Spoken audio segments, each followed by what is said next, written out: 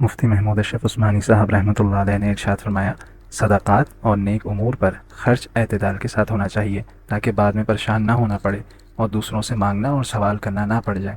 اور رسول اللہ صلی اللہ علیہ وسلم نے حضرت ابوبکر صدیق رضی اللہ عنہ کے علاوہ کسی اور صحابی رضی اللہ عنہ کو پورا مال خرچ کرنے کی اجازت نہیں دی۔ حدیث کعب بن مالک اور حدیث ابی لبابہ رضی اللہ عنہما میں صراحت ہے، امسک علیک بعض مالک فہو خیر لک۔